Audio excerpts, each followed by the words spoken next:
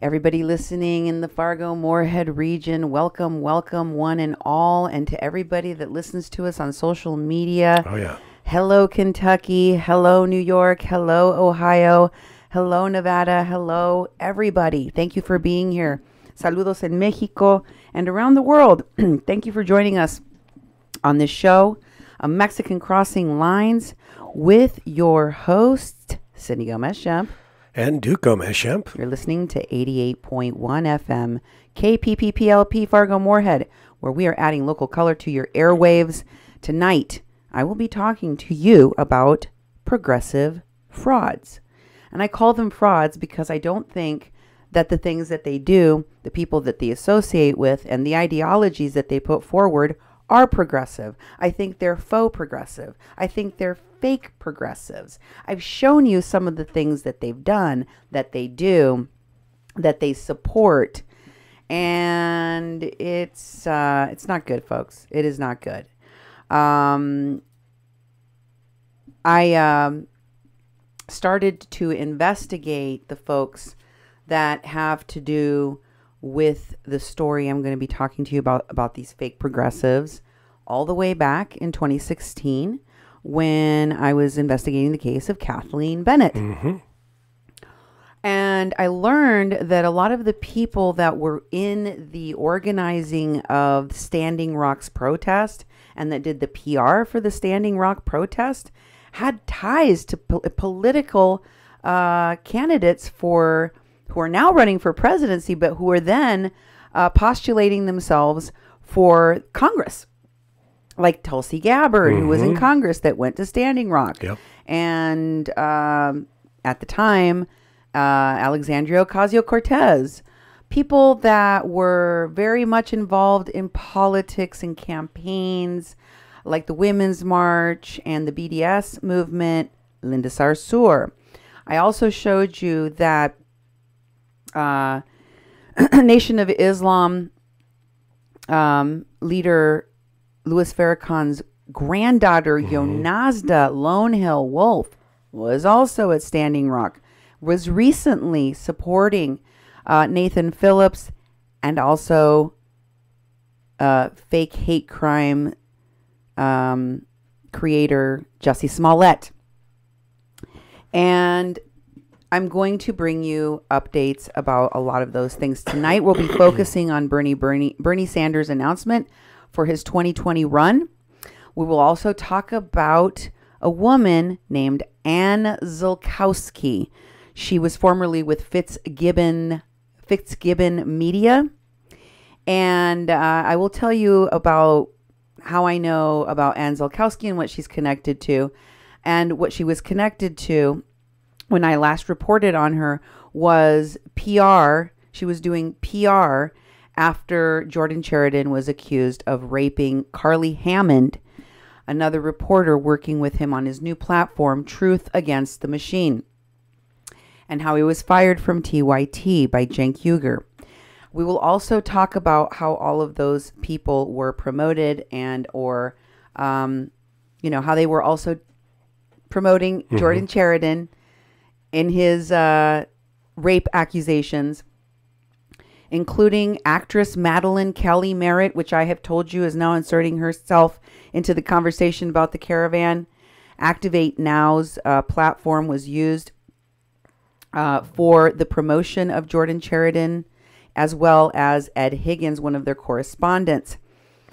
And then I'm gonna talk to you more in depth about Winnie Wong, a woman that I have highlighted on my show. I will point you to my past shows and tell you what she's connected to, and we'll be giving some perspective on how those folks are supporting Al Otro Lado, Pueblo Sin Fronteras, and Immigrant Defenders Law Center. All of that we'll be covering on tonight's show and more here on Mexican Crossing Lines. But first, I want to thank everyone that's been watching the shows, that's been sharing the shows, that has been donating to our station. I can't thank you enough for your support and all of the work that you guys do, that you send me, the research, the topic ideas, the comments. I really do pay attention and listen to them and appreciate them very much. Duke, how can folks get at us? Yeah, you've been keeping us busy, that's for sure. We really appreciate it. getting all sorts of emails and all sorts of attachments in Facebook and information and things to look at. And we do look at it. We spend a lot part of our day going through the stuff that we received, and we try to place it in where we need it. And, voila, sometimes it just comes up that same day and your stuff is on the air, And, there's a lot of ways you can send stuff to us. The Facebook has been very popular. It's 88.1 FM Fargo-Moorhead on Facebook. We also have the People's Press Project to Mexi-Can. If you want to send email, you can send attachments up to 20 megabytes. You can email Cindy at kpppfm.com and me, Duke, at kpppfm.com. What's this deal with all these P's? Maybe it's because I have two P's in my name, Duke Gomez-Schempp. And we throw another P in there, but kind of hard to say. I find myself stumbling on that. But you can also call our message line. It's been very interesting getting messages from people who get to hear your voice and what you have to say. That number is 701-566-0917. Again, 701-566-0917. You can tweet us at media_PPP. And don't forget to go to YouTube. We've been putting our videos up on YouTube. My channel is Duke1517. And subscribe, please. Put the little bell on so you get notified when we put a video up. After the shows, we do Facebook. We put them up on YouTube because, it's nice to have it on several platforms. They both have different criterias, And so we like to have them there. Plus, we get to put them in high definition. So some of these slides we put up there, a lot easier to read when you actually have it in high definition. And don't forget to go to kpppfm.com, kpppfm.com. That's our main website where we put all of our shows, and we put a lot of information, history of the station. And also you can listen to audio, and then we'll convert the audio and try to make it suitable for radio, because we are broadcasting in the Fargo-Moorhead community. We're up here in North Dakota, Minnesota, on the edge of the two states, right in between. And about, 160, 170,000 people have the potential to hear us because we spread throughout the whole community. And the reason we're actually still up and running, we've been going over 2 years now, and it's because of listeners and viewers like you. We survive on tax-deductible contributions. Just the other day, yesterday's show, I announced a contributor. Actually, I'm putting her name on the air. I asked her if it's okay if we put her name on the air, so I have a little contribution ad running now on the local radio. I posted it to our Facebook, did a little video so you could hear it. If you make a donation, it's tax-deductible. Plus, if you would let us, we would put your name on the air as a contributor and ask other people to contribute just like you. So we very much appreciate it. And go to our page, read about underwriting opportunities. If you have a business that you would like to share and like to promote, if it's something that can be spread around the country, we'll put it on the show here. We'll put it on the air. There's a small tax-deductible fee for those. And they tend to get businesses and local places have put underwriting ads on our station. And it's a way to advertise in a way that we're allowed to advertise. It's not really advertisement, but it's really recognizing your contribution to the station. And we say who you are, where you are, the website, the telephone number, what your products or what it is that you're basically promoting. And a lot of years we hear it, so it's a good way to supplement, the advertising that you have. Yes, and we really do appreciate all of the support. Patty, thank you for sharing. Any of you that are sharing out there, I really thank you for sharing our shows on your page, on your groups. I think Kathy says that Ben Shapiro wrote about the protest at the Border Patrol Museum that we were talking about with Patricia Cuomo. Oh, yeah. And Louis Monsivice, the stunt double for Danny Danny Trujillo. One of the many actors that appears in all of this. Yeah. So I wanted to start with Yonazda Wolf because I wanted to bring you an update that one of you sent me.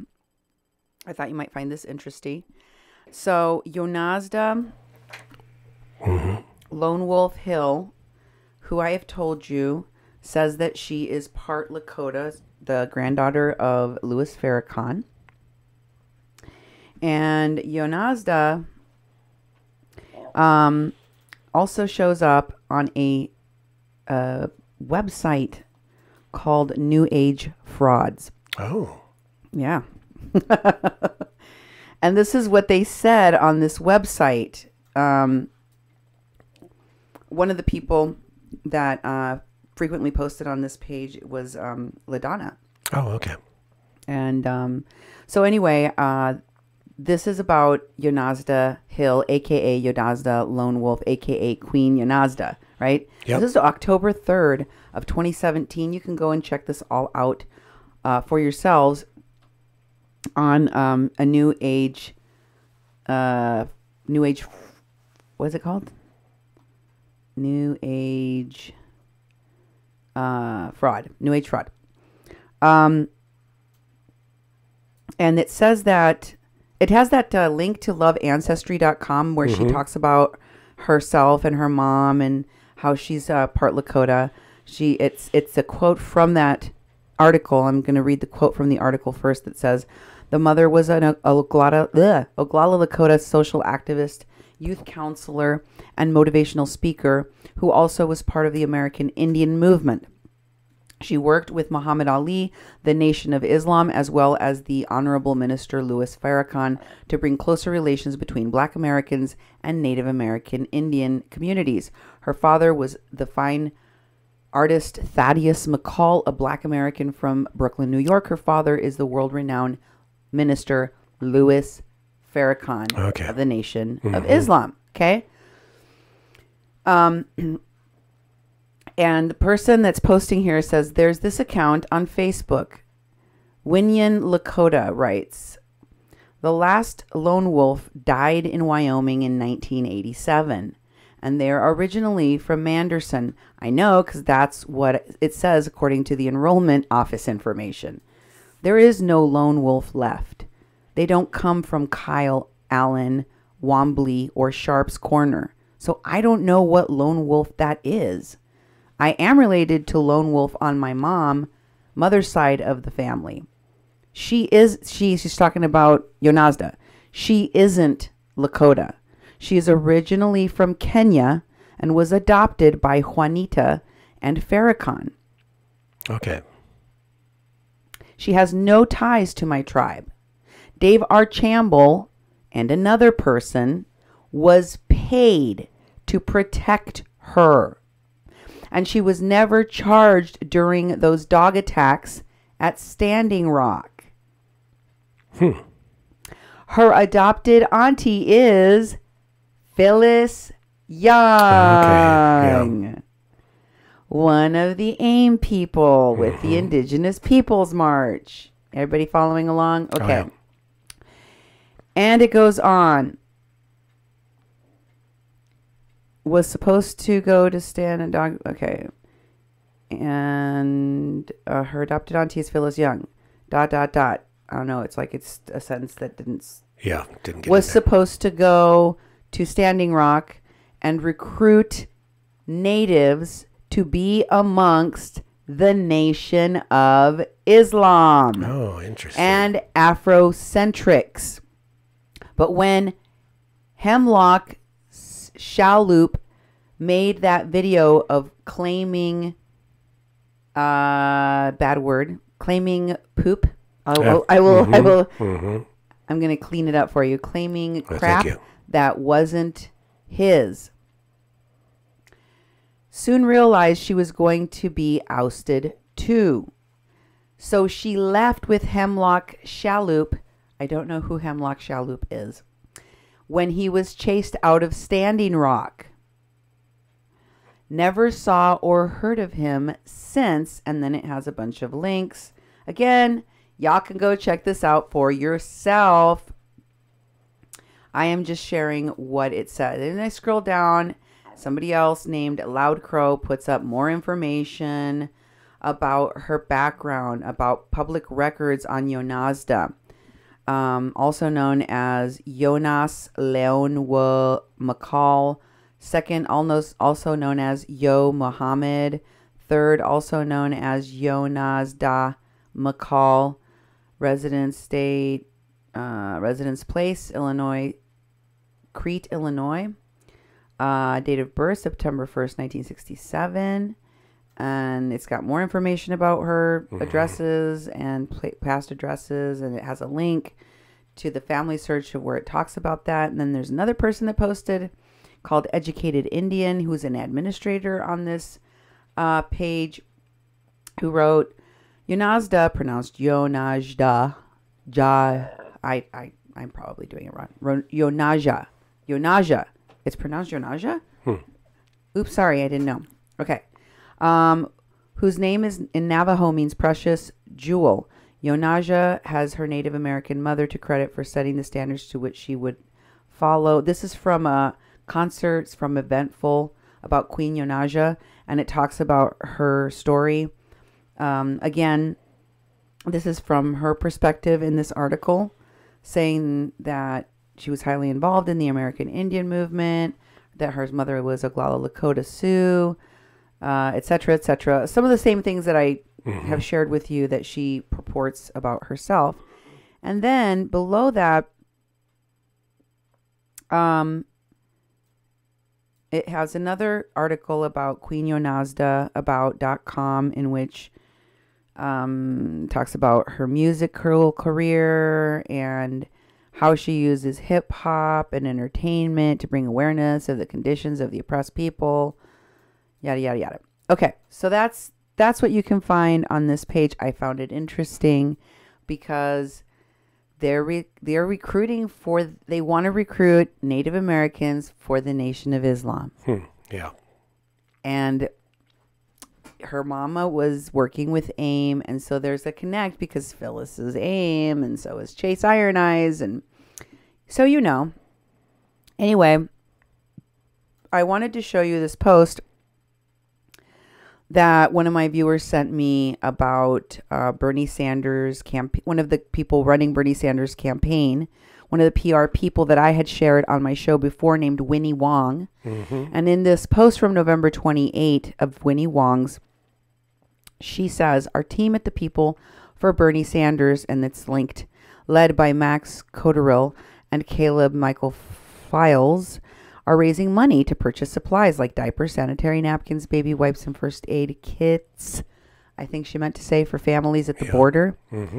We've raised nearly $20,000 of a $30,000 goal. Wow. Please share this or pitch in a few bucks if you can swing it.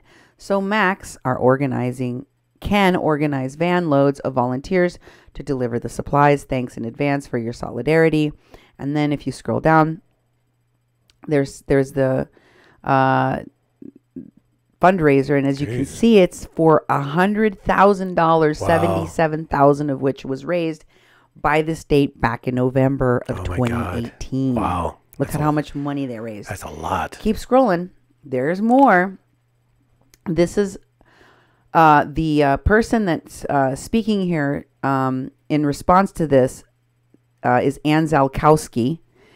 And she says, my pal John Brady is there on the ground and may be able to help you connect with Mexican organizations that he's working with to do the most good. Yeah. What are these organizations that are doing the most good, I wonder? I'll show you in a minute. One of them is Tijuana Comida No Las Bombas, which is, of course, Enclave Caracol. It's the same place, remember?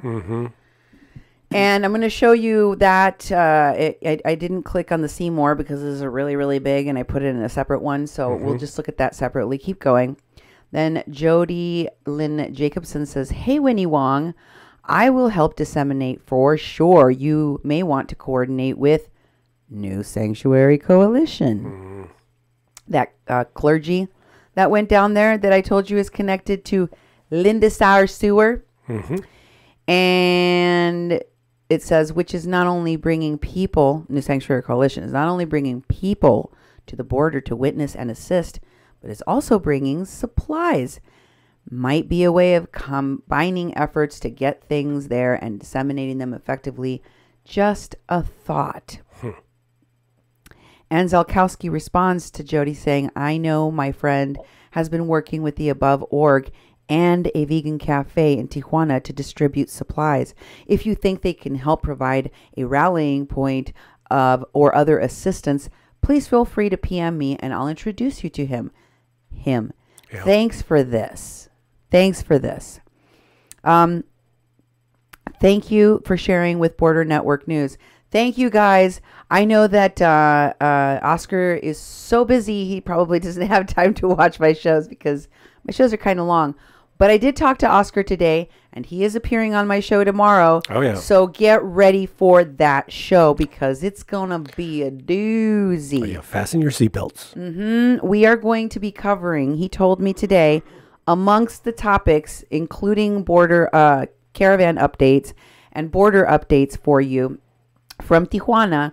He's going to be telling you about a protest that was put on by 100 por Tijuana, 100 for Tijuana, to oust the lady that is the head of human rights for the city of Tijuana. Okay. Because she has done such a horrible job of defending and protecting the human rights of people in the caravan as well as protecting the people of the city. So you best be here for that. That's my special guest tomorrow, Oscar El Blue Ramirez, here on A Mexican Crossing Lines. You don't want to miss it. So back to the people for Bernie Sanders. And the people for Bernie Sanders say, we have a fiscal agent to distribute the funds. Announcements will be made when certain details are finished. Yeah. They have a fiscal agent to distribute the money. And they're going to make announcements when the details are finished. And Julie Lynn says, gotcha. I was not thinking about the money part, but the distribution of things part. But just a thought. So glad you're doing this. Ann Szalkowski says, yes, I would love to. Okay. And we'll come back to that post again. I will show you that post again later. But I wanted to show you who Ann Szalkowski is. This is her Medium page. And yes, the picture there is of her with a busted lip, a bleeding nose, and what looks like a bruised eye. Why, you might ask? Well, in the show in which I talked about all of this, she is a sexual assault survivor who, during the Me Too movement, was defending an alleged rapist, Jordan Chariton. Oh, okay. And one of the ways that she was defending this rapist of Carly Hammond, and I believe that this reporter did get raped by Jordan Chariton.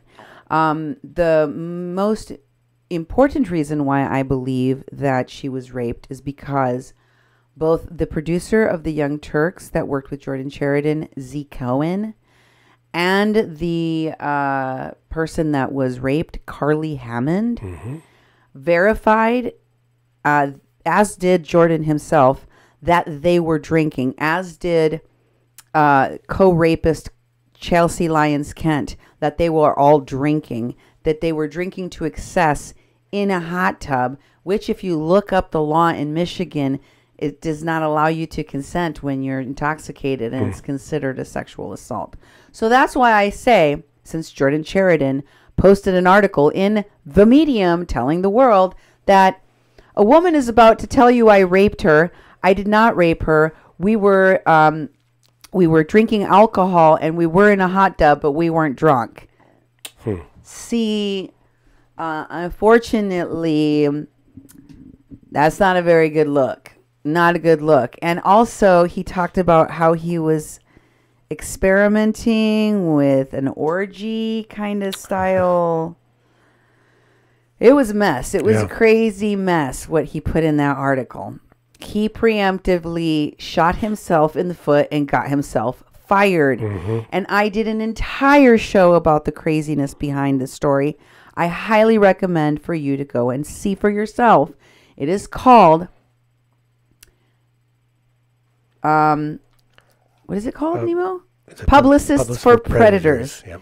It is called Publicist, which is what this woman is. Ann Szalkowski is a publicist. She is a PR person.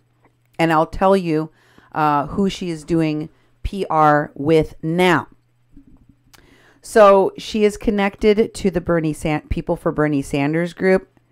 Nice look, Bernie. Yeah. You got a bunch of people that defend rapists and are rape apologists working for progressive fraud Bernie Sanders. And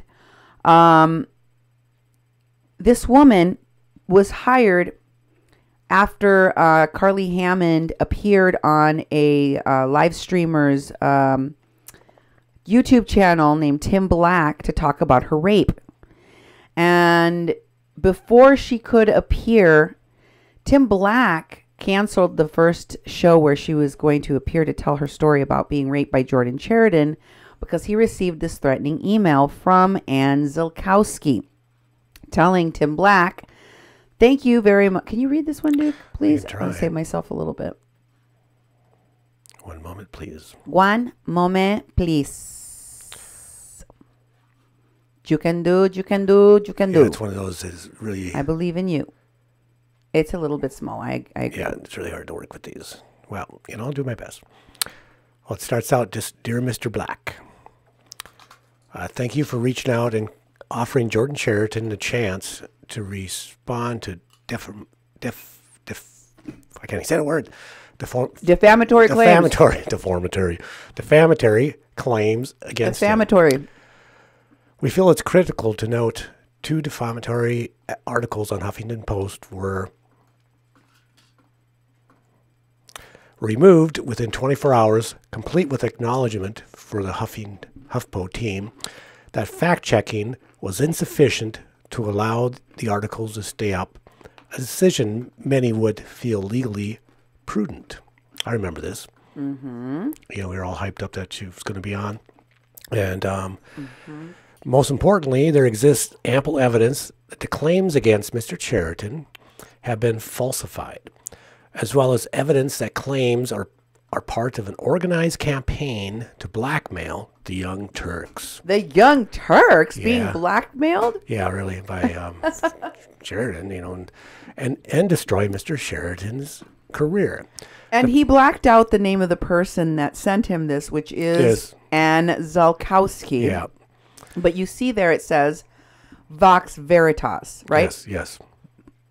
Tim took this to be a threat, which he said was from the legal team at Vox Veritas. In other words, the lawyers for Vox Veritas. And it was very strange because it turned out it was really just this lady, Ann Szalkowski, and her PR platform called Vox. Yeah. Yeah, I remember it was all confused. Tim Black was like, okay, I got a letter from a great big firm. I'm really in trouble. I might get sued. And it turns out that it's not even who it says. It just has a similar name. Mm-hmm. And he was going to do the first interview with Carly, right? And it is Ann Szalkowski. Yes, she has a platform. Yes, She has a website, a domain name for a PR firm, which is called Vox Veritas. And I want you to show the Vox Veritas page, website. It's called Vox Veritas. And this is what it used to say. I don't think it says this any longer on their page. This is all they have. It's a static page. It says, we contain and diffuse delicate situations for high-profile individuals. Cutting through noise and amplifying truth. Mm-hmm. And then you just got it static. You just fill out your information. Uh-huh. Keep going. Oh, my goodness. That all you got? Yep. That was their website. Wow. voxveritas.co. Okay? So, this domain, mm-hmm. It belongs to Ann Szalkowski. Okay. And in scene 2, I wanted to show you some of the people that posted about this at the time. One of them is another live streamer named H.A. Goodman. He said, hashtag Jordan Chariton cult members at Lollipop Crumbs. That is the handle, Twitter handle of co-rapist Chelsea Lyons Kent. And Tommy at Ty Hefe. I don't know if that's Ty Bayless or not. Might be. It's been such a long time since I did this show. I did this show in December 5th of 2017 that, you know, but go and watch my show. I put it up on YouTube. Publicist for Predators, and you'll see the whole thing. I'm just giving you a summary of it for, especially for my new viewers. And he says he didn't realize that Jordan's power was derived only from TYT. Now TYT has all the receipts of over 1 year of booze. Medium F's anyone. He's talking about the article. The platform, Medium. Yeah. The Medium. Medium F anyone who lies for Jordan in court. So he's basically saying anybody that's willing to go and lie for this guy in court, F you. Okay. You're both screwed the longer you lie for him. That you're both screwed the longer that you lie for him. So I'm assuming he's talking about not Carly Hammond. That's his victim. Yeah. Chelsea Lyons and Ty Bayless, the co-rapists, and the PR people that are, you know, now lining up to defend him. Activate Now had a press release that they posted about this on their page. Here is part 1 of that press release, and it is Ann Szalkowski. It's got her phone number there, and then it says Ann at voxveritas.co. And then let me find this and read it. Can you start reading that for me? I can try it. Prominent progressive reporter announces intent to sue media outlets, including the Young Turks, The Intercept, for false sexual misconduct allegations. Being found guilty by tweet is unrecoverable. How do you have a career after that? And it's a quote by Jordan Chariton, and then it goes on. November 21, 2017. On November 16, 2017, journalist Jordan Chariton announced he had been placed on leave by progressive news outlet The Young Turks following false accusation of sexual misconduct. Chariton brought the situation to the attention of TYT himself. He's talking about Cenk Uger. Okay. And was told that a third party would be hired to investigate. Less than 48 hours later, amidst a storm of social media reactions, he was terminated from the Young Turks with no investigation having commenced. A subsequent announcement of his separation appears on The Intercept, citing a leaked document from within the Young Turks staff as its source. Multiple eyewitnesses have confirmed Chariton's version of events, and Chariton has announced his intention to sue several outlets, most notably The Young Turks. Did you ever hear whatever happened to that? No. Did you ever hear anything ever happened to that? Nope. Can you go to the bottom of that and show that it was posted on November 21st at 6:21 p.m.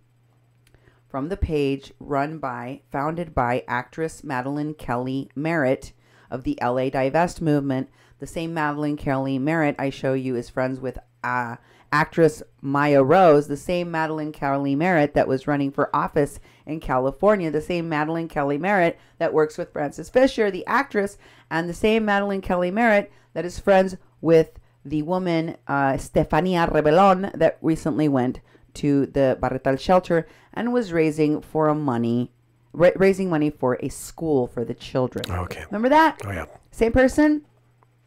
That page posted this. This is defending. This is a network of people. Again, let me just make this clear. That is defending a rapist. And it is the most sordid of stories, because when Jordan Chariton left Standing Rock, after making a name for himself, he started the platform Truth Against the Machine, and then promptly went on to Promise Camp in Flint, Michigan, where all of these other Standing Rock phonies and frauds and activists went, including Jill Stein, but Chelsea Lyons Kent and Jordan Chariton were there, and Carly Hammond was there. And that is where Jordan Chariton in an orgy filled with alcohol and fueled by who knows what else, raped Carly Hammond along with Ty Bayless and Chelsea Lyons. And then he wrote an article in the Medium in which because he knew that Carly Hammond was going to come out public with her story, so he decided to preempt her by writing an article that he published in the Medium telling everyone that he did not rape her because she wasn't drunk, because she consented. Oh, yeah. And everyone else, of course, said that they were drinking alcohol and she was drunk. So here's part 2 of that. This is part 2 that was posted on Activate Now. Chariton believes that he has no choice to do but to pursue legal action after a slew of online personalities reported the downed HuffPo article. President and presided over what he calls a trial by social media. Self-styled political pundits have promoted their YouTube channels through appearances by accuser Carly Hammond. Meanwhile, Tim Black used his claims that Chariton was trying to intimidate them into silence, signing a non-existent affiliation with Vox Media legal team to justify an entire sensationalist broadcast. Black also remarked about Hammond's relationship with Chariton after alleged events. Quote, "I gotta say, this sounds like there's almost like a relationship here, but he's not really relationship material type of thing," close quote. He later repeated that Chariton had been terminated by the Young Turks, saying, "He will be, I guess, rebuilding his career on the solo from the ground up, and I don't know if that's poetic justice to some extent," as Hammond laughed in the background. Chariton fears the premature announcement of his separation from the Young Turks and an accurate characterization of reasons behind it will leave his reputation damaged beyond repair, saying, quote, "I have to do the impossible of proving a negative to win my life back." Well, I would have started by not writing the article in which you told people that you were having this like sexual experimentation with a girl that turned 21 that day, because it was Carly Hammond's birthday. It was her first day that she could legally drink, and she went and got very drunk. Yeah. And then they took her into a hot tub, which, of course, if you know anything about hot tubs or saunas, alcohol and that kind of thing do not mix. They increase the effect of the alcohol on your body and make you quite drunk quite fast. And this woman was literally, basically incoherent and not, she reported she did not do very well. So it was after that Chelsea Lyons Kent went on Claudia Stauber, I can't remember, Cabin Talk, I think was the name of her online channel. And they talked about, Chelsea Lyons Kent is hella gross. But this woman, who was a Bernie Sanders delegate from Hawaii. In fact, one of the first things that made her famous, I guess, her claim to fame, was that she gave the middle finger on national television as a delegate for Bernie Sanders from Hawaii. Look up Chelsea Lyons Kent, middle finger, Hawaii, Bernie delegate. You'll find it. It was a big deal. She has a felony record. Doesn't matter. Doesn't matter. Put her in the mix. Say that she's a reporter, even though she can barely string a sentence together. And she promotes open sex, open marriages, usage of drugs and alcohol. Seriously, this is what this woman promotes. That's your Bernie delegate from Hawaii. How did she become a delegate with a felony record? I don't know. How did she become a reporter without any training or skills or background in journalism? Who the hell knows? But there you have it, folks. And that is who these folks had chosen to work with at Activate Now, at The Real Progressives, who are fake progressives, and at TYT and Truth Against the Machine. These are the people that they chose to work with, have as their correspondents. Okay. And I wanted to show you Jay Ponte, the guy that was raising money with Stefania Rebelon for the caravan. There he is in a picture I showed you that has Madeline Kelly Merritt with her head on this lady's shoulder all the way on the right hand side of the photo. And if you show the Facebook page that it was posted from, you will see that Jay Ponte is tagged there, and Madeline Kelly Merritt, the actress, is also tagged, and that it says that she is with Divest LA. You see that? Oh, yeah. Divest LA. And this was from the page Revolution LA, December 14, 2014. This is from the Activate Now website. And at the very top, it's got Aubrey Peckham, one of their so-called correspondents. She's with the Colorado Hookers. And I don't mean prostitutes. I mean the biker gang, the Colorado Hookers. There seems to be a lot of biker gangs in here. I don't know why. Yes, yeah. I just report what I find. Okay, folks? And, of course, another man who was also accused of harassing women, which I showed you, driving while drunk and supposedly, stalking one of the women that was one of his other correspondents, Mona Cedillo, as well as being accused of rape by a woman that I had share her story of being a victim of his on my show, Missy Waddell. And right underneath them is the actress, the Hollywood actress and founder of the page Activate Now, Madeline Kelly Merritt. There she is. There's her face. There's her name. There's her resume underneath for you to see. She is the main editor of Activate Now. She is still running this page. Doesn't matter that she is in front of the Me Too movement, along with people like Linda Sarsour and all of the other women that they hang out with.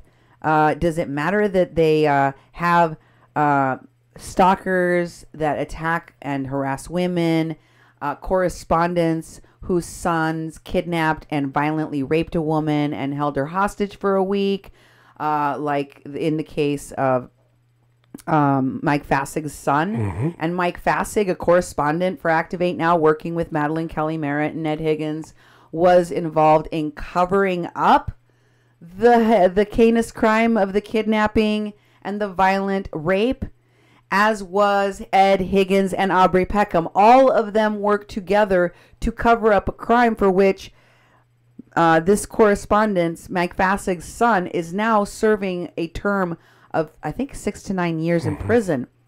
Does that matter at all to Madeline Kelly Merritt and these Hollywood types, these faux progressives, these progressive frauds working with Bernie Sanders' campaign? No, it doesn't matter to them. Bring on the rapists.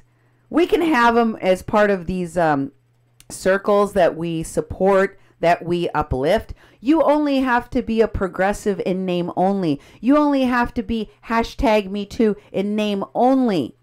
You don't have to walk the walk. You just have to talk up a good game and be full of crap the rest of the time. Exactly. Apparently.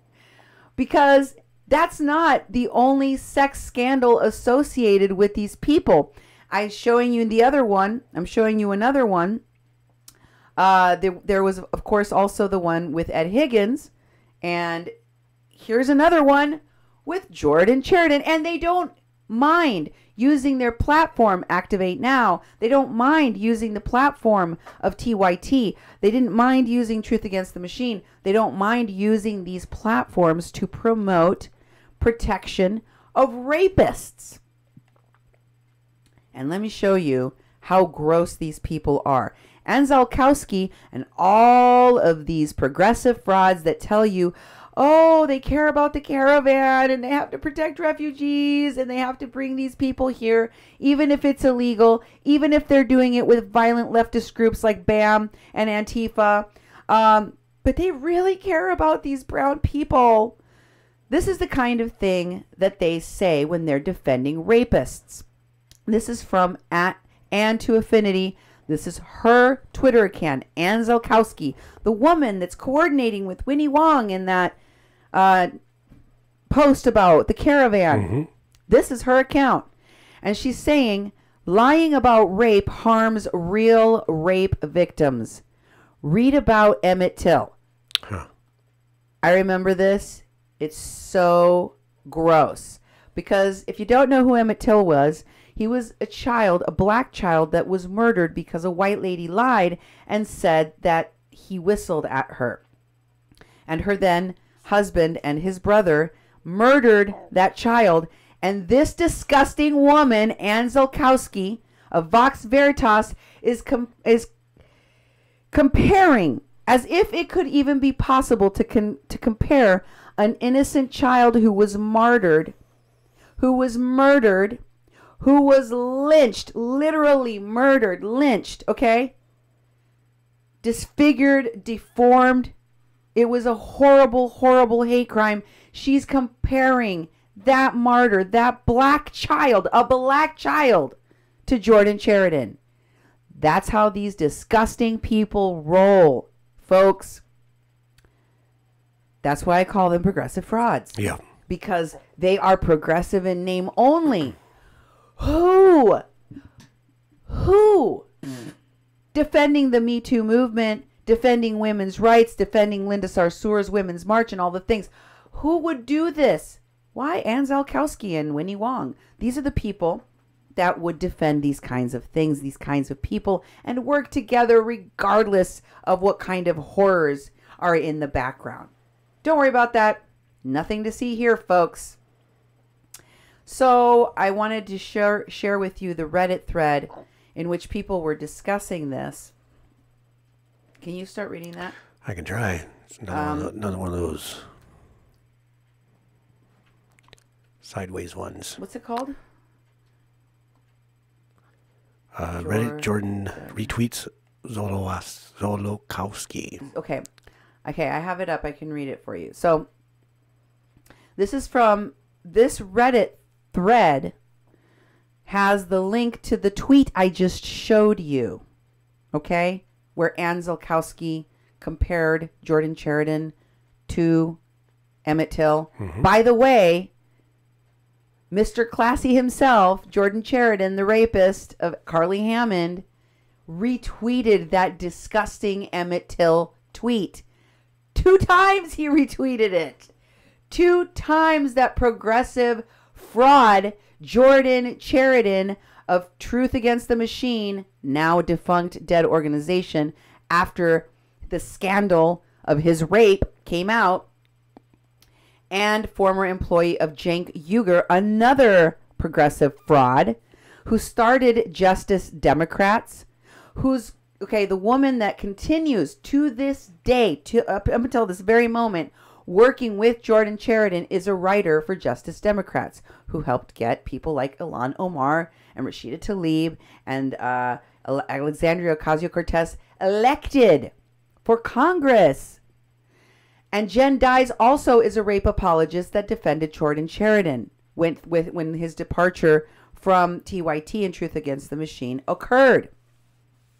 You really do need to go watch my show, Publicists for Predators, because I break it all down in that show. And I did that show nearly 2 years ago, folks, telling you about these frauds. And if you missed it, I'm glad you're here now catching up, because there's a lot of catch up to do. And in this Reddit thread, it said, worst defense against sexual misconduct allegations, ? And it shows a link to Jordan Chariton's Twitter account where he retweeted that horrible tweet of hers and they said, I don't know what it is, but I have to think that comparing yourself to Emmett Till is pretty far up there. Yeah, it's true. It's pretty disgusting. As somebody said, what the F? Emmett Till was a child who was viciously murdered in one of the most disgusting ways because a racist white woman lied, claiming that he flirted and offended her. He was not accused of rape. He was not accused of rape. If you're going to try to compare your situation to one that terrifyingly horrible, at least get the story straight. Note, the racist white woman, Carolyn Bryant, age 82, has since come forth, admitted to lying, and claimed to regret her actions. Unfortunately, she will still face no consequences. The two men that did the killing, her ex-husband and brother-in-law, are both dead. Jordan is gross. Huh. Absolutely gross. Someone asks, did he delete it? And the response was, it was retweeted. Okay. So yeah, these people are pretty gross and fake and hypocritical as all get out. So this is Ann Szalkowski talking, promoting Jordan Chariton's book because she's also helping him work on his book. It was called The Corporate Con Job. I don't even know if he ever finished it. Yeah, I don't know. He was collecting money for this book. He was trying to and sell putting it out one chapter at a time. And he had a cover that included teepees. This guy is appropriator of culture, has a white savior syndrome, and he's a fraud. He's absolutely a complete fraud in terms of being a progressive. It turns out that he posted this in Bernie Kratz. Notice the thread. Bernie everywhere. And she says, hey, if this violates any terms, please remove me. Let me see if I can find it. As I don't want to transgress against the spirit of the group. Jordan is a really important person to have on the ground. And has kept stuff like Standing Rock and Flint human rights abuses in the public eye so people can't be ignored and poisoned. Sales from this book will help him keep doing that and help other citizen journalists pour their collective voices too. Pool, it probably should be. That's why I'm working for him as a pro bono, full disclosure. If you guys feel moved by this, let's get the word out and get more momentum. It was called The Corporate Con Job. What do you think about that, Duke? Is he so important? Because he's been absent for a while. I haven't heard from him or seen anything he's been doing for a long time. He's trying to make this comeback, and trying to do the different things, but it's like he never really had much substance to go with after that. I mean, it's like he was, in fact, I personally, that's my opinion, I wasn't that impressed with his reporting at Standing Rock, and I thought, is he, and I'd see that Dave do these little segments on the Young Turks from time to time with him on the ground reporting, but he waltzed around there like he was like I am the most important media person here, and he'd be sitting in the hallways and doing live streams with the phone basically, and some cameras and stuff like that. But it's like I was never that impressed with what he was doing.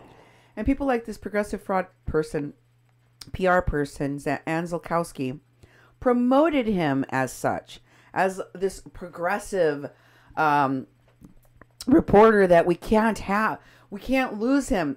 They defended this guy like people were defending Bill Cosby. Yeah. They were like, no, he's very important, and if we lose his voice, like somehow the world would fall apart. Look, the world's still here. Yeah. Nothing happened to it. Everything is fine. Ann Szalkowski posted this on her Twitter account. This is her Twitter account. Okay. And I just wanted to give you an idea of what it looks like and what she kind of posts on her Twitter account. This says, those who don't know say, and those who don't say, those who say don't know. Yeah. And then here is her second post, one of her posts from her Facebook page. It says, eat, beep, beep, F, party, drink, sleep, pet giraffes, die, repeat. Her kind of humor. Yeah. Just to give you an idea of some of her posts, here's another one. This one is about Julian Assange. Oh, really? And in it, because Julian Assange has to do with this as well, by the way. Because the same firm that she started with Trevor Fitzgibbons defended places like NARAL, defended people like Chelsea Manning. Okay. In fact, Chelsea Manning, when she was in prison, would often call the firm and dictate tweets from jail for them to post for her. Wow. Defended political people and progressive democratic organizations, including what other ones do you remember? I'll find it. Well, not sure. I'm not sure. I don't know. You don't know, Duke. No, Duke. You're supposed to know everything. No, I don't even know what your show is about tonight, so it's like... Okay, well, why don't you read that while I find it? Why don't you read it while I find it, okay? One moment. One moment, please. Get it up there and show it to folks and read it to people and tell them about it. Okay, this is Anne Szalkowski. I stand with Assange. Whoop. Jesus. Using rape as a political weapon is a sin as old as time. Twisting false. Is this the right one? No, it's not. Yes, it is. Okay. Please read it. Rape as a political weapon is a sin as old as time. Twisting false rape allegations into political weapons is an old sin with new hashtag. I won't let the suffering of survivors be perverted by opportunists and dark actors. Okay. Now, Trevor Fitzgibbons is the former PR manager for both WikiLeaks and Julian Assange. Fitzgibbons' other clients have included Chelsea Manning, The Guardian, The Intercept, and the government of Venezuela. Wow. In addition to pro bono efforts for countless whistleblowers, he's also helped set up Chelsea Manning's Twitter account while she was imprisoned. Manning would often dictate tweets through Fitzgibbon's media staff over the phone. Fitzgibbon, the founder, along with Anne Szalkowski of that PR firm, was also accused of sexual harassment by more than a half a dozen women at 2 different offices that they had, and the whole organization, the whole PR firm, shut down under the weight of all of these scandals, but not before Anne Szalkowski tried to PR spin him out of the sexual harassment allegations, just as she did with Jordan Chariton. And in fact, they even use Shadowproof, a platform, and the same reporter that defended Trevor Fitzgibbons in the past to defend Jordan Chariton in the present, or at the time of his rape allegations. And another disgusting thing that Anne Szalkowski helped Trevor Fitzgibbon do was they wanted to try to help him rebrand himself after the sexual allegations against him. So she turned around and turned him into an advocate, branded him as an advocate for women, for girls that are sexually assaulted by men, and started a group. And it never came to fruition because his past preceded him, and everyone found out about this little plan that they had to rebrand him as an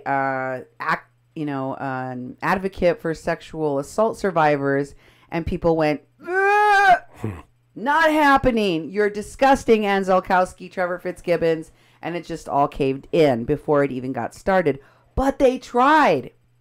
To take a repeat offender, Trevor Fitzgibbons, the person that founded the PR firm with Anne Szalkowski.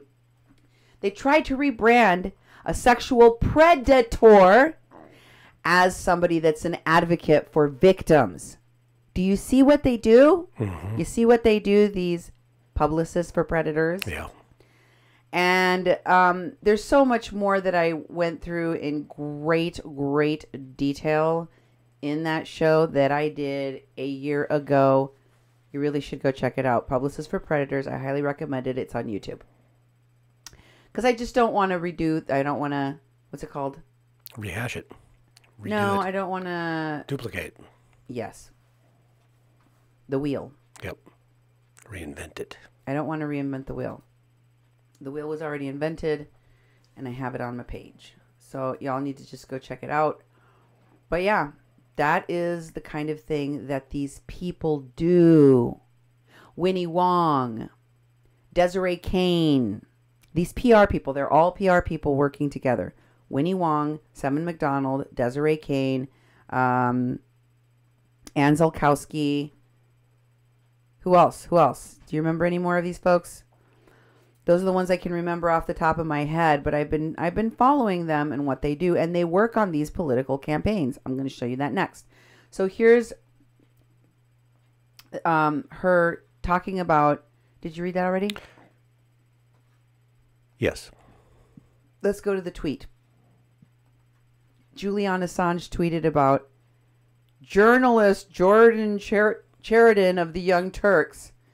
A detailed interview with the accuser of the Young Turks journalist and Jordan Chariton, who was fired on Monday. And then I was like, what? This blew my mind.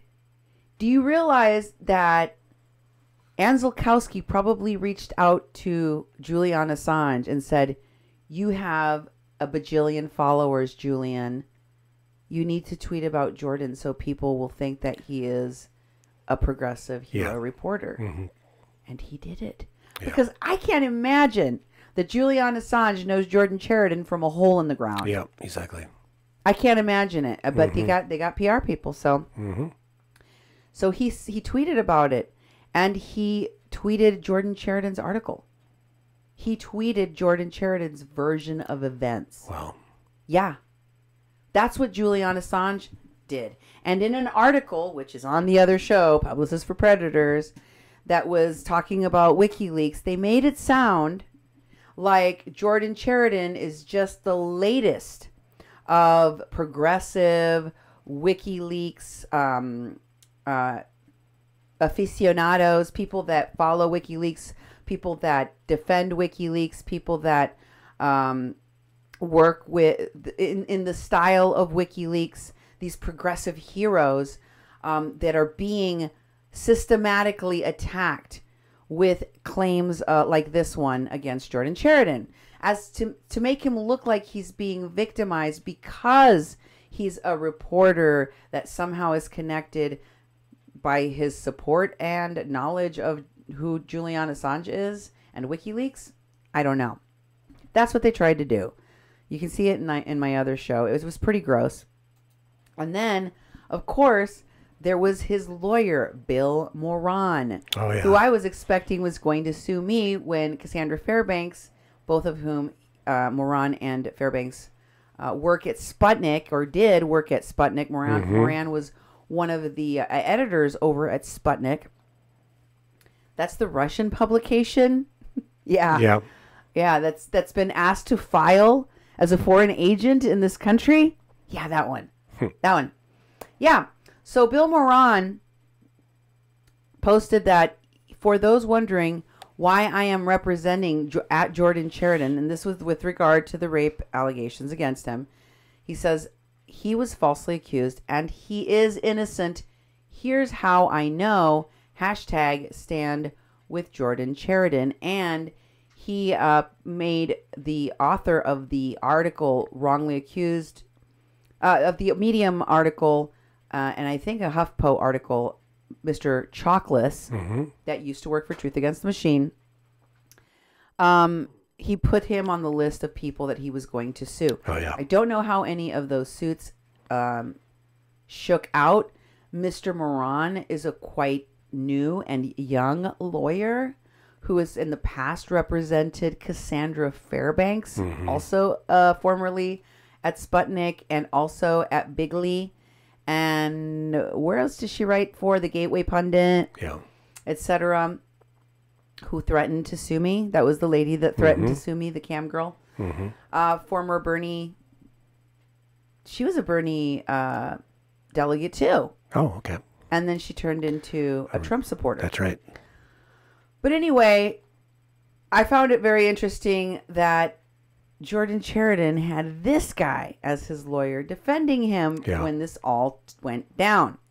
And of course, Chelsea Lyons Kent was trying to clear her name as well and did not have very good traction in trying to do so. Tim Black told her he declined to interview her on his platform and offered H.A. Goodman's platform instead. Yeah. I don't think H.A. interviewed her either. And Ann Szalkowski said of Tim Black, because he refused to interview the co-rapist, Chelsea Lyons Kent. Remember, she was a Bernie delegate from Hawaii that gave the middle finger to the world. She's questioning whether or not he's biased because he refused to interview Chelsea Lyons Kent, the co-rapist. So she's obviously not just defending and not just doing PR on behalf of Jordan Chariton, but also his ex-lover and co-rapist, Chelsea Lyons Kent. By the way, Ty Bayless continued working for TYT, even though he was accused of sexually assaulting Carly Hammond, one of their other correspondents at Truth Against the Machine. And he was not fired from TYT, even though Jordan Chariton was. And he continued to go on doing reporting with people from TYT. This is very disturbing. Their standards over there at that platform.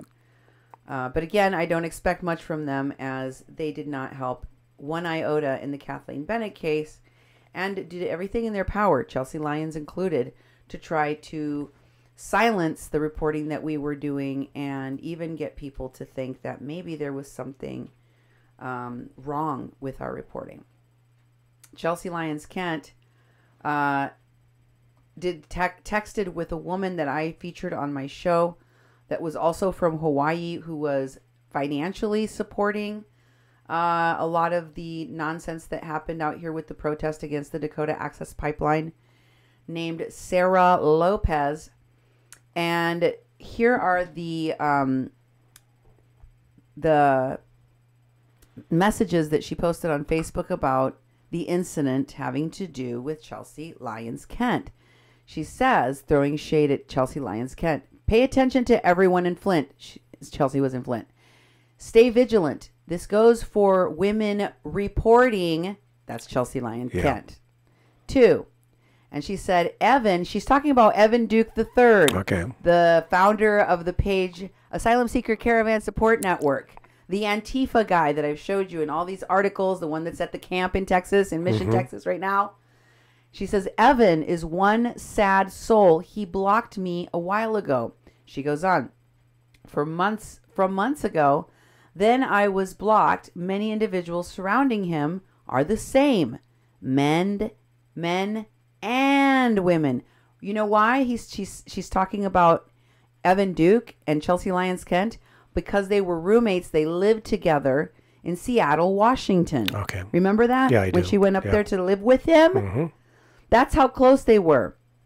And then Sarah says, a big aloha to that woman, because she's from Hawaii and she was the Bernie delegate from Hawaii. That's right. Did you know that Bernie's campaign and the people working on his campaign and his delegates had so much to do with Antifa and rapists? Nope. Did you? No, I didn't know that. Well, I need to educate you folks about that. Okay, so here's the post from Evan Duke III. And he says, we aren't bickering or calling anyone an infiltrator. I am simply telling you that this is a secure chat, so be careful what you leak from it.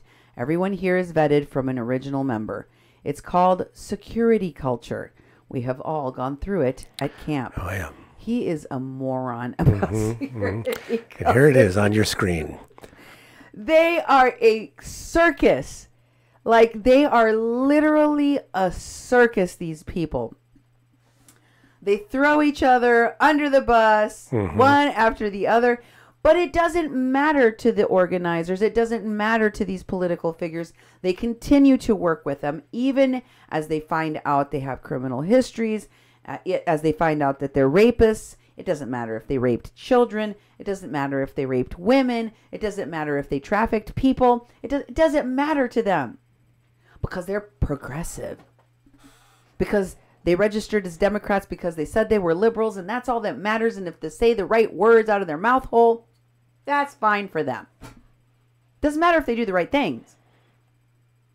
Just matters that they put on the right kind of show. Yep. Now, I want to show you the People for Bernie page that she linked so you can identify it on Facebook. This is what it looks like. Oh, wait. I skipped a whole bunch of stuff. Oh, you skipped one. Skipped the Higgins tweet. Yep. Activate Now's chief correspondent, Ed Higgins here, posted about Bill Moran, the lawyer for Jordan Chariton, and the article that Chris Chockless posted in the Daily Haze.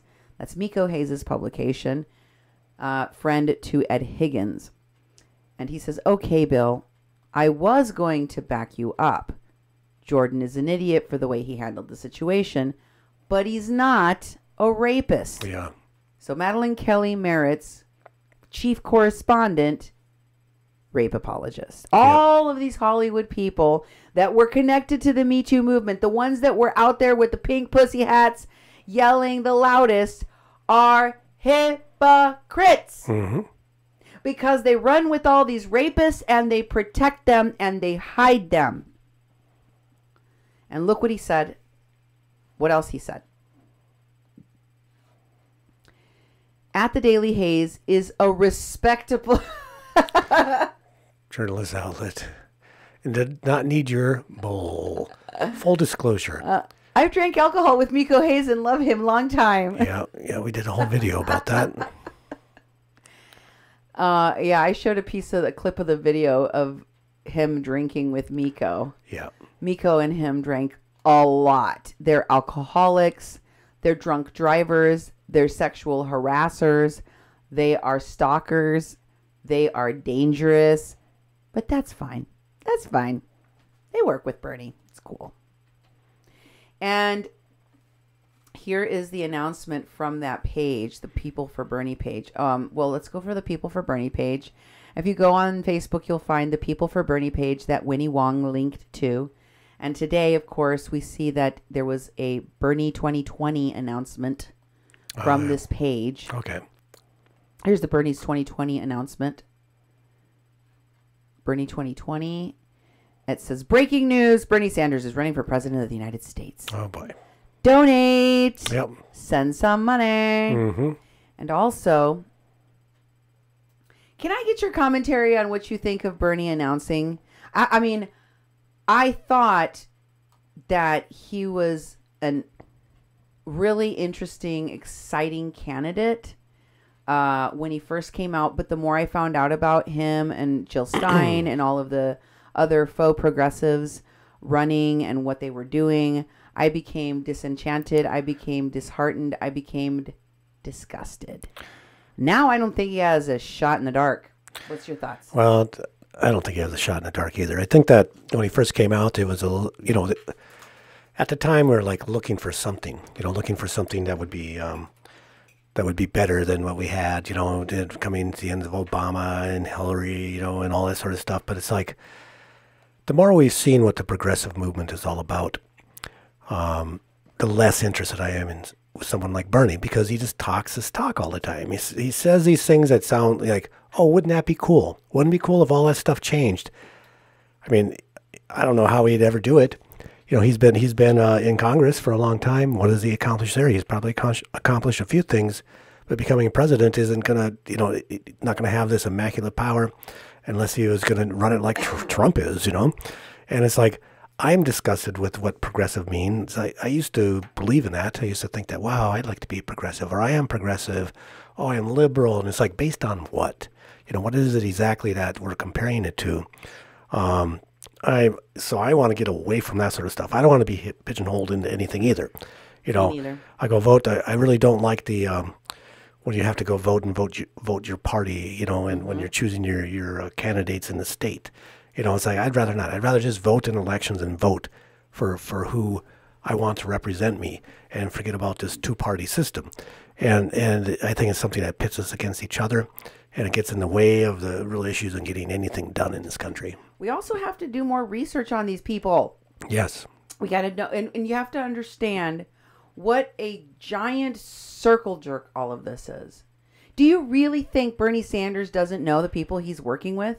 Did you really think that he didn't know that that Desiree Kane is a pretend Indian? Yeah. That most of the people in his Native American liaison's family have felony records, Tara Houska. That the Chase Iron Eyes is also a felon. That do you really think that all of these people that Bernie's surrounding himself with in the AIM movement and in the Indigenous Peoples movement, in the BAM movement and the Occupy ICE movement, that they are all working with, that I have shown you that these same folks are doing PR for the same campaign, and they're using the same people. They use Shailene Woodley, to the same actors and actresses, the same PR people to work on these political campaigns as they do on the Women's March, as they do on these marches that they organize against the Nazis. Like the one where they killed that woman, Heather Heyer. Yeah. Like the camps that protest pipelines, like these folks did. Like the one in Flint and other places that they did. Like the caravan. Like the hurricane relief efforts that they did. They used the same people over and over again. The same media people. The same organizers. And to me, it is very, very disturbing to see organizer after organizer after organizers that I've known, that I've worked with, being friends with the folks, because you know what? I reached out to as many people as I could to try to help this Native American woman and her mom, Kathleen Bennett, get exonerated from the false allegations made against her, which I knew. I had physical evidence and proof and witnesses. And ultimately, she was completely exonerated. All the charges against her were dropped, and she was able to reunite with her family. But no thanks to the organizers that I called and said, please help this woman. No thanks to the media platform that are progressive, that said that they were there to fight for people of color and Indigenous people's rights. No help from the people that are out there saying now that they're doing missing and murdered Indigenous work and working with the caravan, like Susie Desba. No help from the people in the leadership of the Standing Rock camps like LaDonna and Faith Spotted Eagle and Phyllis Young. No help from any of them. No help from any of them, because they were all in on it. Just like they were all in on the Nathan Phillips hoax. Just like they're all in on this caravan thing. Working together. Doesn't matter how they're hurting people, misinforming people, how they're exploiting. And it's all for political gain in the end. That's what it's about. Winnie Wong is an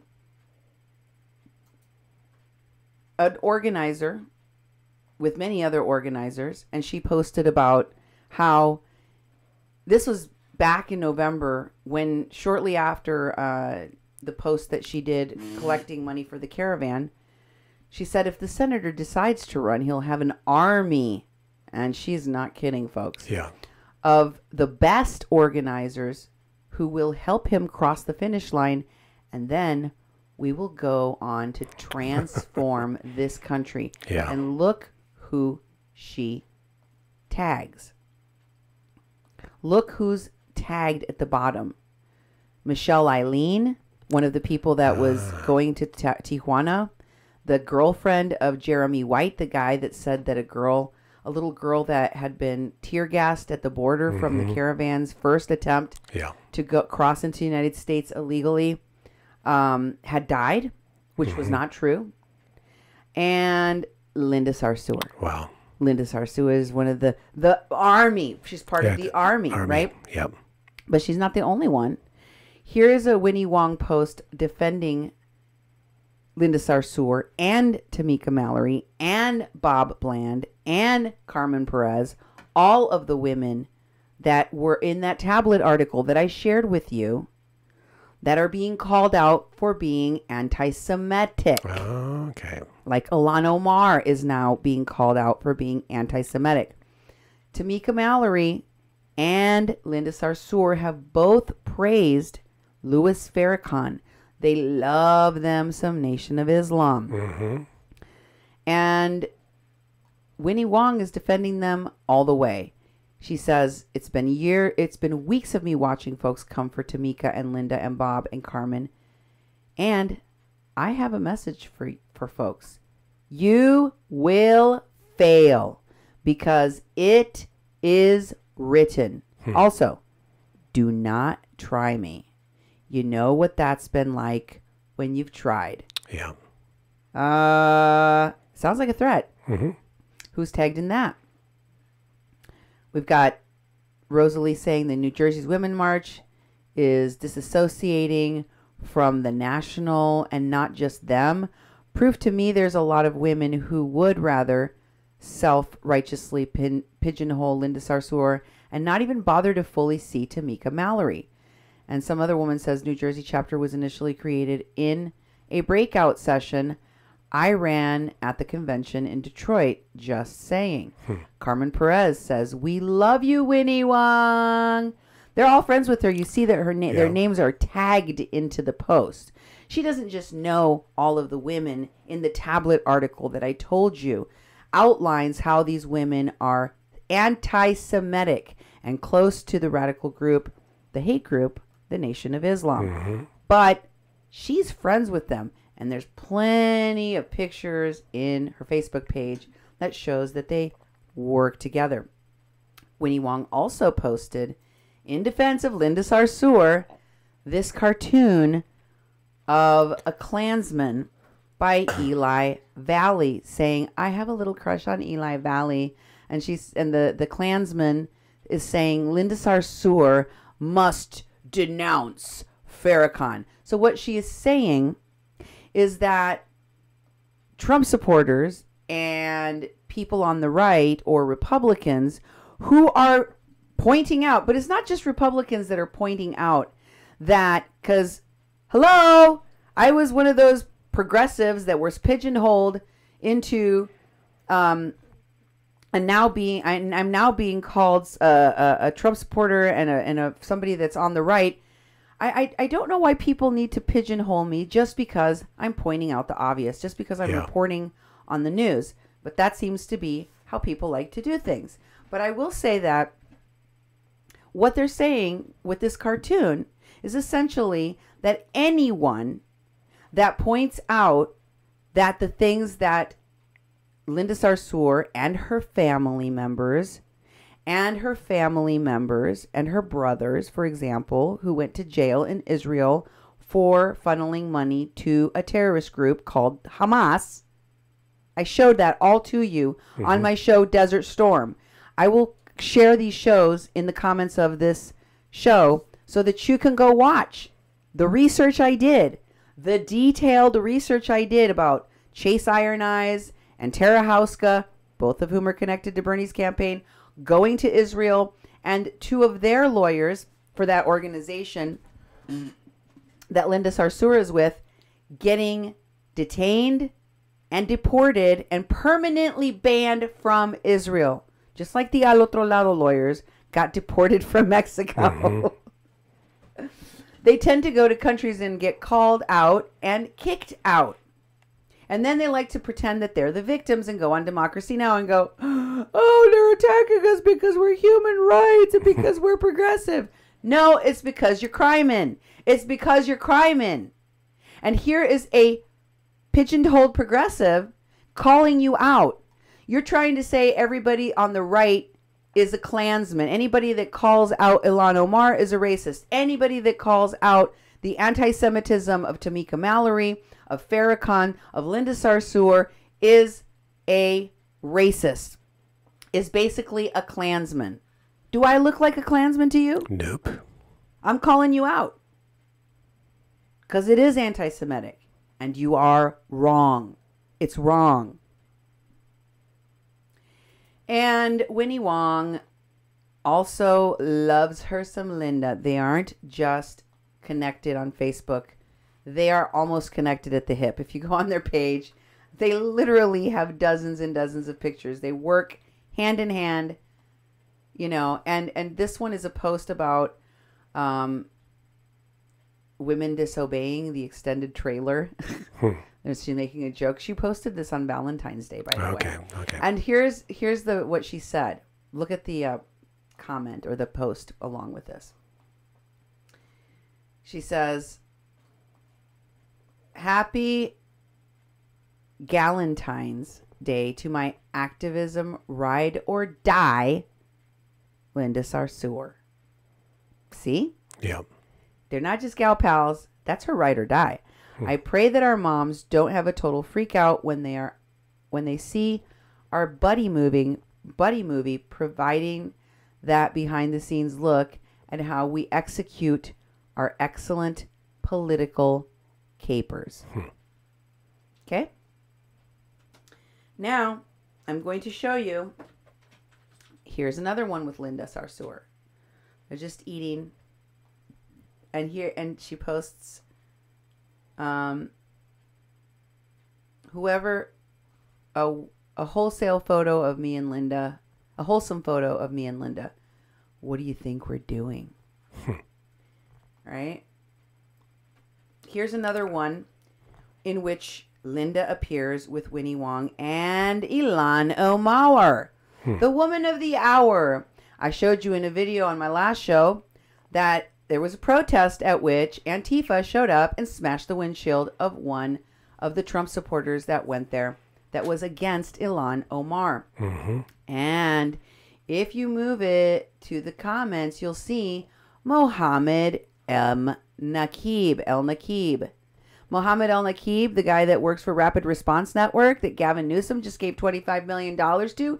Yes, that Mohammed El Nakib. That guy, because he's connected to Winnie Wong and this vast, vast network. And that means so is Mark Lane. So is Mark Lane, and TYT works with all of them because he's the Justice Democrats guy. That's right. Remember? Let's put this all together, folks.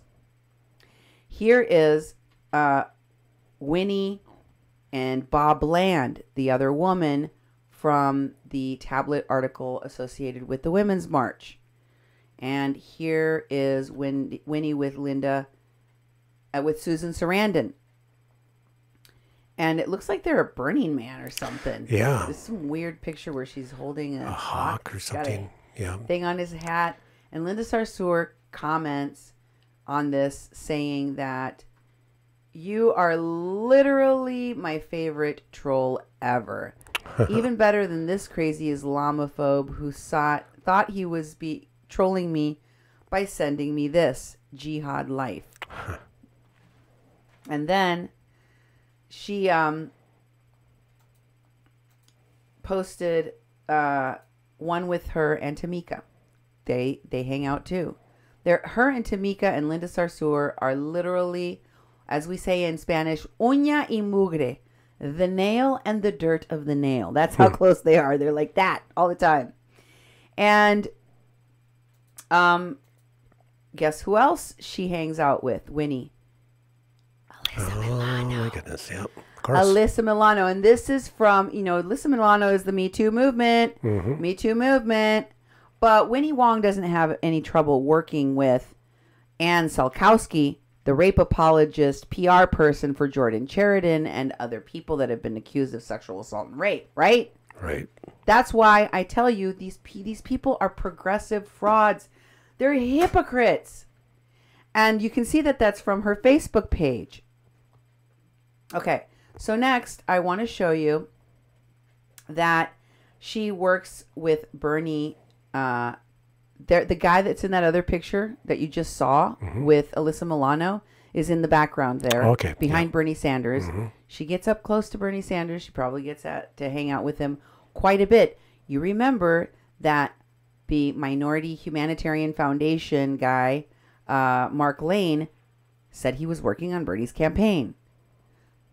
All roads lead back to the people working on the political campaigns of Bernie Sanders and Kamala Harris and Ilhan Omar, Yep. and Alexandria Ocasio-Cortez, and the list goes on. I'm going to show you some more, okay? Yep. So Winnie has another picture here with Susan Sarandon, just so you don't think it's a fluke. They're out marching. There's Linda Sarsour. Yep. Okay? Let's look at the comments. Who's in there?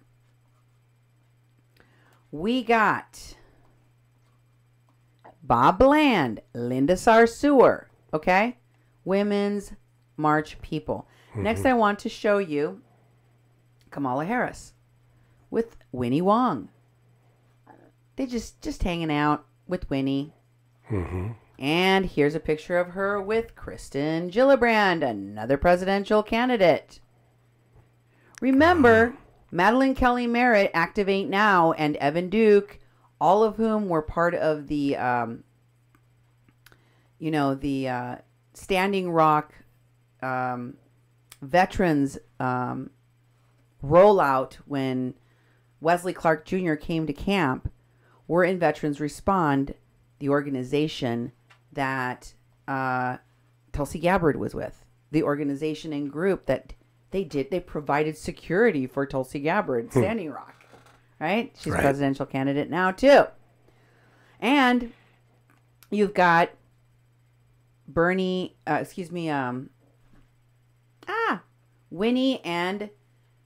Pramila Jayapal. Here's another congresswoman. Did I miss one? Are we seeing 7?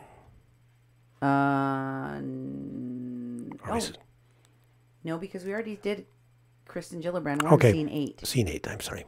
Pramila Jayapal. There she is, getting arrested. And this is all part of the Me Too stuff, wasn't it? Or no, was this when Brett Kavanaugh? When was this? Look at the date. Look at date. This was in June. Not sure what they were getting arrested for, but they were at the same event on the same date around the same time. And then here is Winnie with the kids that were on the buses that were getting stopped. Remember I remember that. Remember when Marianne Thompson Frank was standing there with the buses? Remember that? Winnie was there too. Wow. Marianne Thompson Frank of Nexus Wealth. The Marianne Thompson Frank that's connected to all of these people. Wesley Clark Jr. Yep. The Native American people that are at the Texas camp right now. Yeah, the billionaire lady. Yeah. Yeah, they hang out with those folks. But they want your dollars for their next scheme. And I just wanted to show you that she was there because it's like they insert themselves into everything that people in America, especially progressives, care about. But they're frauds, see. They're not going to do anything but line their pockets. They're hypocrites, and they lie about their true outcomes. And the people working for them are sometimes the worst representation of what they claim. Like I told you, in the case of Trevor Fitzgibbons, and Szalkowski's partner in founding the Fitzgibbons Media PR group, was literally a sexual predator that she tried to rebrand through their PR firm as an advocate of sexual assault survivors. That's the kind of disgusting crap that they do over there. And I wanted to show you this post that Winnie made in the People for Bernie Sanders with Alan Szalkowski. It's right after... I forgot the Sean King one. Sorry. This is another one of the Winnie Wong contacts, connections. Of course, as you know, he raised a bunch of money with Chase Iron Eyes for Standing Rock. If you go to the right, you'll notice that Linda Sarsour hearts this. And Winnie Wong says, I love these dudes. And Sarsour is like, heart. And we have Winnie Wong, People for Bernie Sanders. This is the same post that I told you connected to the caravan now, okay? Yeah. Connected to Minority Humanitarian Foundation, raising money for all of these organizations. Let me show you how. We're going to go through the post, scroll it down, Let's go through this post. Let's break it up, okay? So this is the one that I just showed you earlier. Keep going. Keep scrolling. Keep on scrolling. Keep on scrolling. So then we come to this Tijuana Comida No Bombas, okay? Let's go open that up. Bring up the next slide so that we can bring that up. This is what it resolves to when you bring it up, okay? Tijuana Comida No Bombas. And in this post, Tijuana Comidas No Bombas, what it says, let me make it big on my screen so I can read it to you. It's in Spanish, guys. It's in Spanish, so I'm going to have to translate it. It says, friends and allies of Tijuana Comida No Bombas and Enclava Caracol, to all the people in solidarity with the caravan of migrants,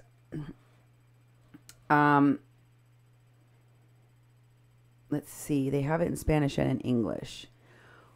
There are many groups of volunteers that are directly supporting the families that are fleeing the violence that is generalized and the instability in Central America. Amidst repressions that they have suffered as a caravan just to reach Tijuana during the last weeks and months. We ask for your support to give them food, to take care of their children, to give them legal aid, and to ensure their safety.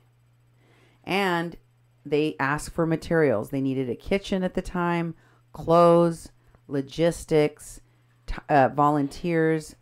They needed someone to do handiwork, to fix things, to provide transportation, to teach sports, to do spreadsheets, to give emergency housing, to, I mean, like everything under the sun.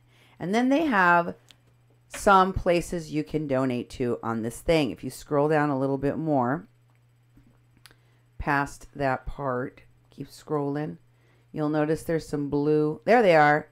thecrowdrise.com, and then you have Al Otro Lado.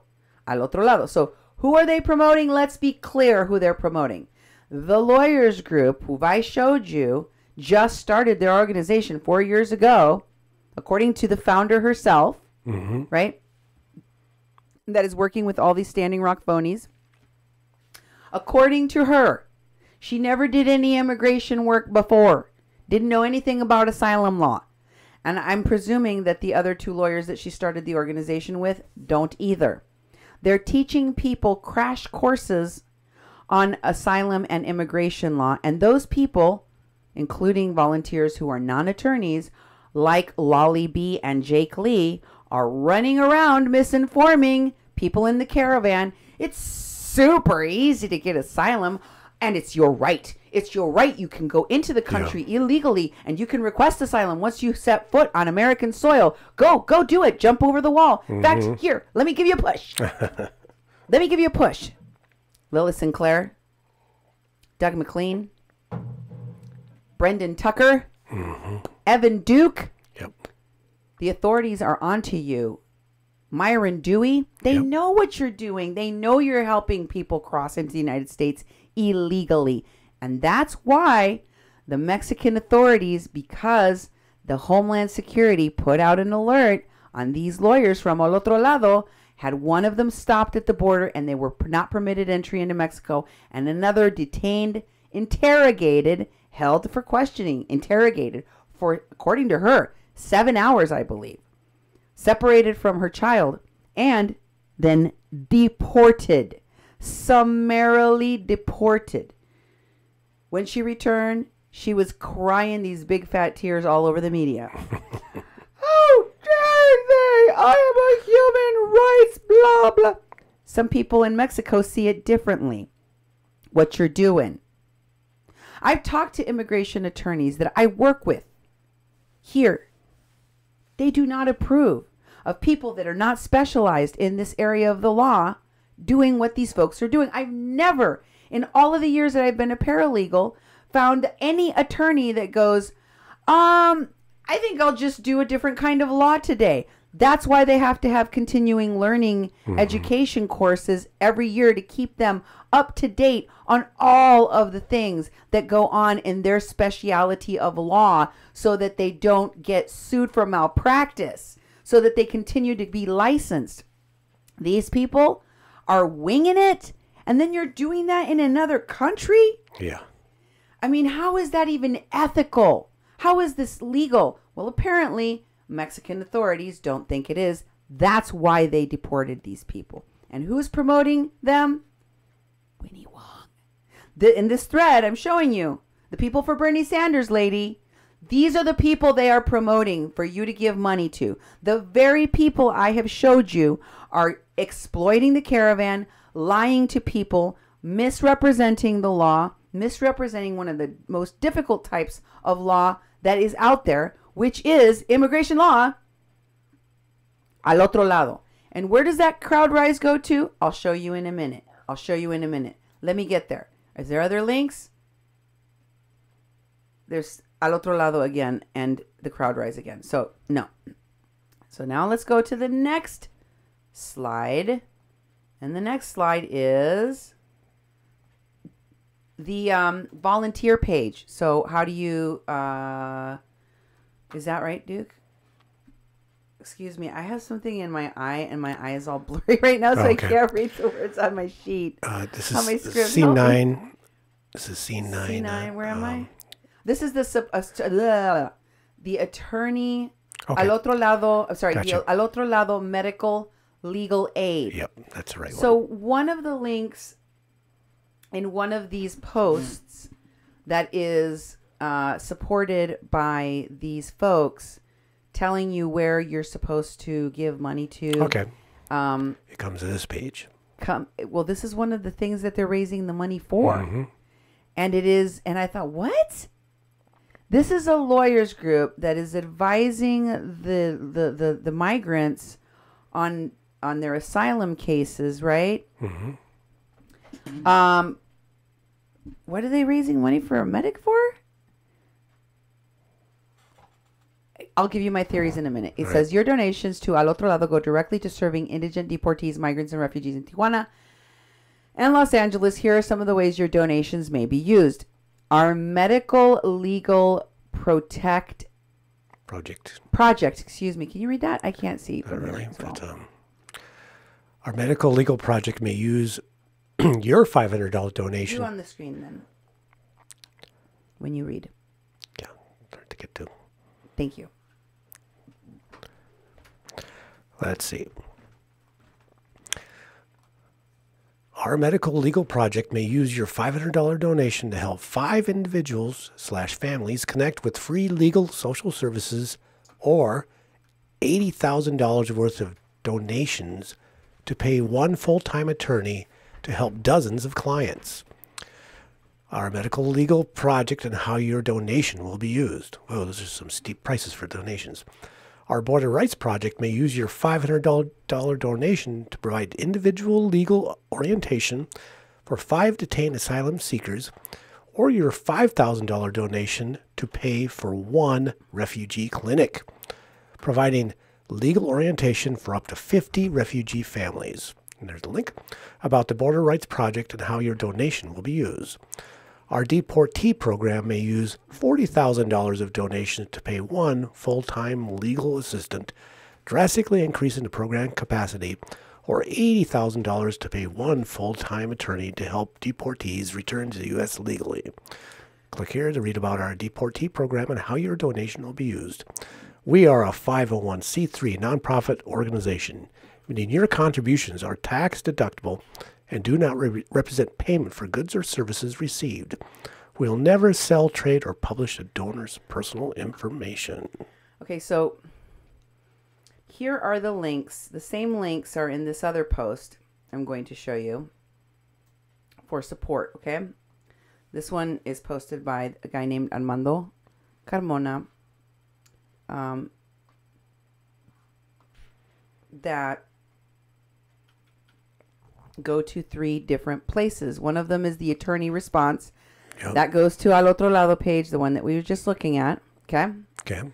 The second one goes to No, the first one goes. Oh yeah, the first one goes to El Otro Lado. The second one goes to Pueblos Sin Fronteras. That's the crowd rise that you saw on the other one of the Winnie Wong one. And the third one is for the medical brigade. And I was still like, what the hell is this about? So let me show you the volunteer Al Otro Lado page that this legal response takes you to.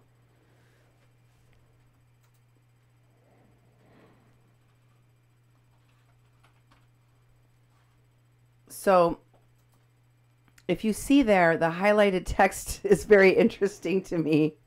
I thought, that's quite a ways to recruit people. Yeah, sure. It says, Al Otro Lado's Border Rights Project Tijuana on-the-ground legal support.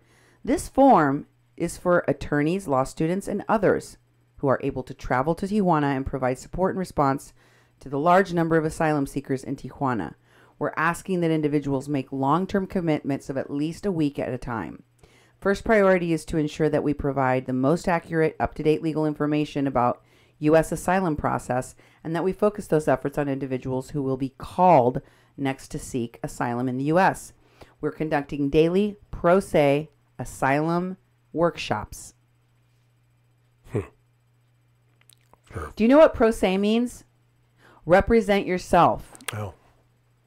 They're conducting asylum workshops for the people in the caravan. Yeah. At our headquarters and travel to migrant shelters when we have the capacity to do so. The need for legal workers and volunteers at our headquarters and in the Tijuana shelters has existed for many years, but the need is now greater than ever before. They've only been around for 4 years. What the hell are you talking about? It's existed for years. How would you know? It's true that they've needed people. Not in Mexico, though. Not in Tijuana. They don't even know what they're talking about. This is a manufactured crisis. And they're manufacturing the salvation to it. And it goes on to say, this is the spine-tingling part. By submitting this form, you acknowledge that you are participating at your own risk. Yeah. Why would you put that in a volunteer form? You will be contacted by us to confirm your trip. If you've not heard from us, please be patient as we are actively working to reach out to all of you. Volunteer at Al Otro Lado. You don't even have to be a lawyer. You can be a law student, or you could just be a volunteer that can travel, like Lolly B and Jake Lee. Doesn't matter if you even have enough brain power to explain this to other people. They'll still use you. I've shown you the people that they are using to disseminate this propaganda. So the medical brigade, what's that about? Let's go look at their GoFundMe. Take a look at the medical brigade GoFundMe here. And you will see that it is a GoFundMe for, how much money is it for, Duke? Let's see.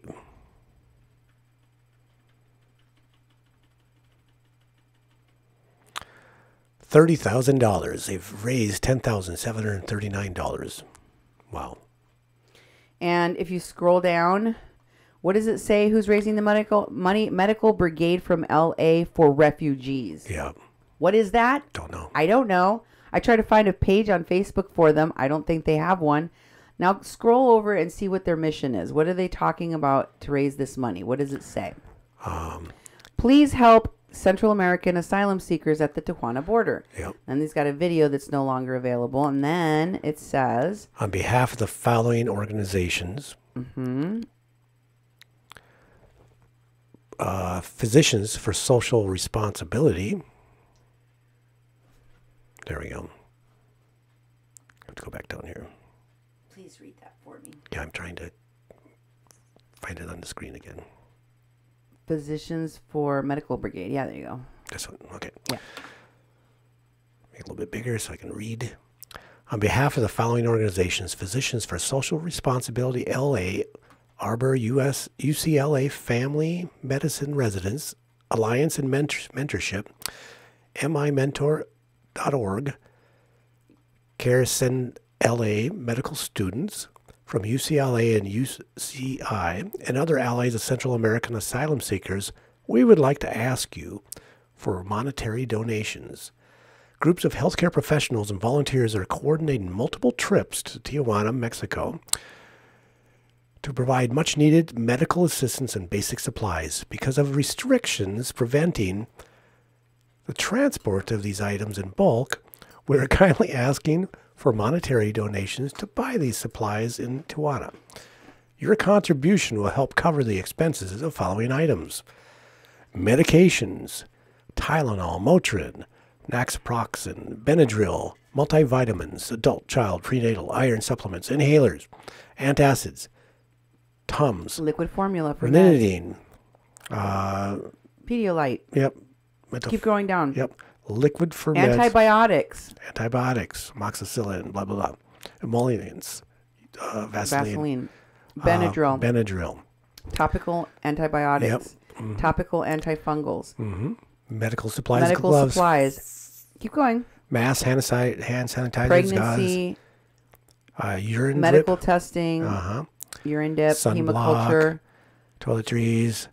For blood testing. Oh, wow. And sanitary napkins, bottled water, photo credit. Thank you for donating. Mm-hmm. Keep going. Okay. Now, on the rest of this GoFundMe, they had some photos. I guess Nemo didn't get the pictures at the bottom there. Okay. So it got cut off. But you know what their pictures were from? No. They weren't from El Barretal. And why do you suppose that is? Because they did have medical care for them at the shelter that was provided for them by the Mexican government. Yeah. When they were provided a temporary shelter at the Benito Juarez Sports Center, they had medical facilities treating them there. These people, and the money that was raised here, was for the people who refused to go to El Barretal. For the people who refused to go. And what did Oscar Blue Ramirez tell you?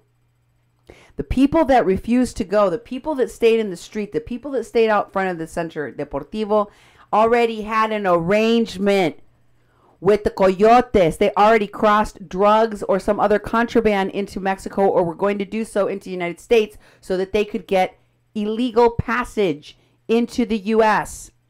They refused to go for all of the myriad excuses that they gave. So they didn't have access to the medical care that was being provided. Duke, tell them about the medical care in Mexico. You've been there many, many times. It's very inexpensive. Does this even make sense? No, it doesn't. In fact, I don't know why people would want to buy antibiotics and bring them across the border, or any of the things you can get in Mexico. You know, I've been to the doctor pretty much every trip I've went to Mexico, and the physicians are, it's like basically cheap, about $10, and to see a physician, and usually there's a pharmacy connected, and the pharmacies sell stuff at just a fraction of the cost that you would have to spend in the United States. Antibiotics for $10, where it would cost you $50 to $100 here. And they also do different things. You get stuff over the counter at pharmacists too, that you can take. You can take care of your own health care, but you'll get assessed. You'll get assessed more, medically, physically, mentally, and for $10, and you'll get treatment right away. And all of us have been sick from altitude and the travel, and we've been able to spring back real quick with the medical care in Mexico City and in other cities that we've traveled to. So, that money that they're trying to raise would buy a lot of medical supplies. I'm talking even the gauze and the Band-Aids and all the stuff they're put on there are a fraction of the cost there than they are here. That's why people go to Mexico for medical appointments, and they take care of healthcare in Mexico, because we don't have the pharmaceutical companies and the medical institutions that are just basically ripping us off in the United States. Oscar also reported that there was a camp for, people that had been deported back from the United States, many of whom were Mexican nationals, in one camp called El Mapa. Okay. You didn't see any of these people caring for the caravan, caring for the refugees, caring for the people that are deported, going to that camp to help Mexicans. No. They didn't want to help them. They were and they didn't want to help the people at the Barretal anymore either, because they couldn't control them anymore. Yeah. They only were there to help the people who were violating the law protesting violently, going up to the border and shutting down the border. They only wanted to help the people that were causing problems in Mexico. And why were they causing the problems? Because the people that were helping them were telling them to cause the problems. That's why it happened that way. These are the people promoting all of this nonsense. And it is connected to Bernie Sanders. How do you like that socialism? Wow. And here is the crowd rise that you saw in those links. It's for Pueblos Sin Fronteras. Crowd rise link for Pueblos Sin Fronteras. That's not the correct thing, I think. It says, I stand with migrants. Crowd rise. See, there's the link right there. Go down. Go back. No. Right there. It says, start from the very top and let's go down. Okay. Okay. The link to donate isn't working. Can you post it again? It says, hi, Diane. I think this is the right one. Crowd rise. Stand with the migrant caravan. Okay. That's the crowd rise. You see the little picture there? Yep. You can see a little bit of it. And then keep going down. Anything else? Okay. Now go to the next one, which is the actual picture from the crowd rise, from the GoFundMe. Stand with the Central American Migrant Caravan. What does it say at the very top? Pueblo Sin Fronteras. That's Irineo Mujica's group. Wow. That's the group that I told you in press releases is complaining about the police violently repressing them, deporting their people. And for what did they deport one of their people? Oh yeah, human trafficking. Yeah. And for what are they stopping these other people? Drunken disorderly behavior. Violating the laws of Mexico and human trafficking. But Bernie Sanders people is promoting, give them money. Yeah. Give them money. Support them. Pueblos Sin Fronteras, the people working with Alfonso Guerrero Ulloa. I can't make this up, folks. Yeah, exactly. That's what they're doing. And then you have Freedom for Immigrants, who is the person, if you look at that crowdfundme, go back to the Pueblo Sin Fronteras crowdfunding thing. Who put it up there? Go to the right. And it says, if you scroll down, it says Freedom for Immigrants is the one that started this crowdfundme, this crowd rise. Now, who are they? Go to their page, their website. Pueblos, no, that's the immigrant. It's called Freedom for Immigrants. You just had it a minute ago. You were showing it, and I was like, no, go back. What did you do with it? No. It must have been on the crowd raise page. Nope. It's not there. It is too. You just had it up. You just showed it, and I told you to go back. I said, wait a minute, go back. I want to show you something first. I want you to see who it is. I wanted you to see that they're the ones that started the page. Did you accidentally delete it or something? No. This is where he's at. Well, the next slide, look to the next slide on scene 10. It's called Freedom for Immigrants, Christina Mansfield web page. Where is that in the script there? Can you find that? It's not in the script. It's not in here. Can you put it in real quick? I can try. Be nice.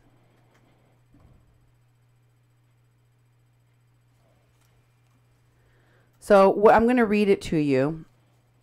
I'll just tell you that the person that runs this is an organizer that I met when I was in Oakland, California, when I went to that magnet meeting. Yeah.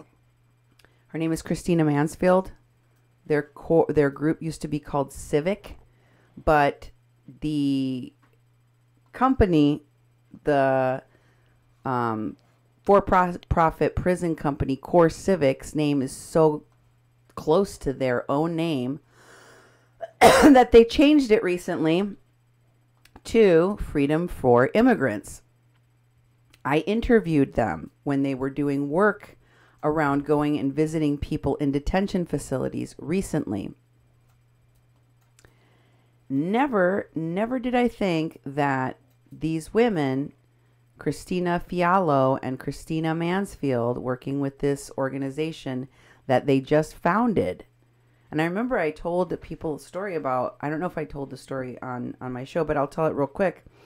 When I was in this organizing meeting in Oakland, California, this woman, Christina Mansfield, approached me and really wanted to talk to me about my work for immigrants, my work for immigration, because she was starting this nonprofit and she wanted to tell me her origin story of why she does this work.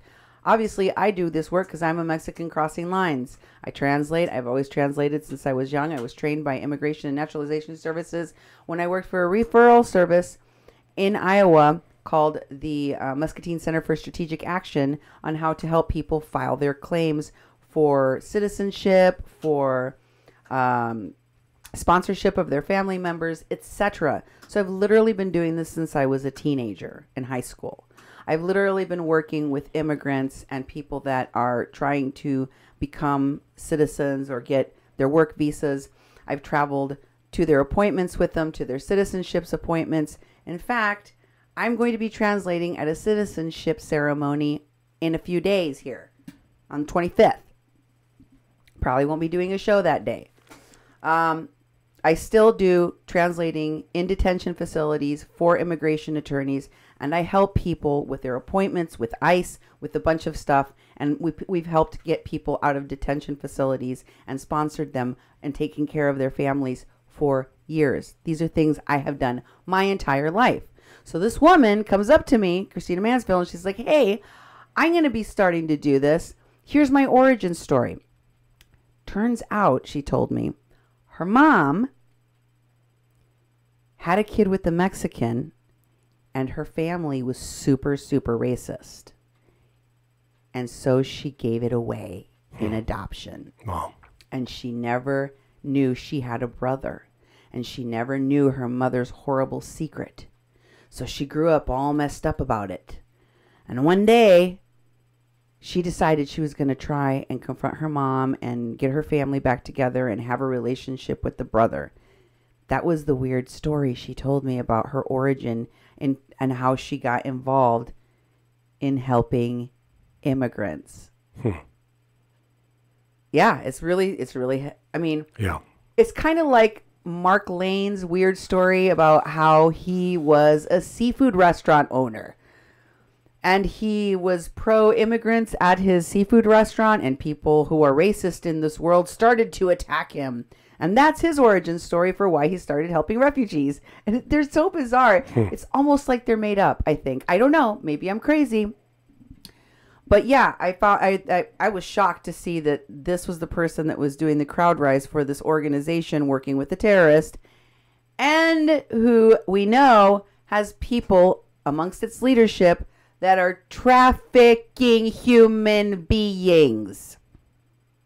That's who this organization is helping raise money for. Whether they know it or not, they should become more informed. They should be checking into the organizations that they are helping with, That's what happens when you put people that don't have a background in this into doing the work. They make huge mistakes like this one. It's very, very dangerous, both for the people, the vulnerable people, and for America, for Mexico, for the countries, the host countries that have to deal with this. Here's the Immigrant Defenders Law Center posting on their Twitter. This is another one of the groups that I showed you is connected to the Minority Humanitarian Foundation and Mark Lane. And they're looking, this says, immigrant defense client Javi, that's the kid with Down syndrome that he took to drive a Lambo, and his mom are in need of more permanent housing. Our friends at Minority Humanitarian Foundation are collecting funds on their behalf. Please help if you can.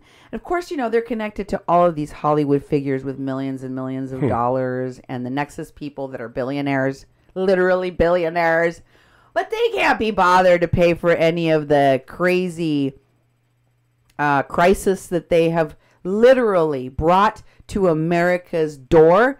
They're not going to fund this nonsense. They want you to pay for it. You need to pay for it. They bring them here. They get to take the photo op. They get to be the progressive savior. They get to win the next political campaign. They get to say, I was one of the people at Standing Rock that stood with the Native Americans, while they ignore and almost kill a Native American woman and her mom. They get to do all of the progressive, all of the heroic, and you get to pay for it. You get to pay for the consequences. You get to pay for the housing. You get to pay for all of it. How's that socialism? Yeah. You like it?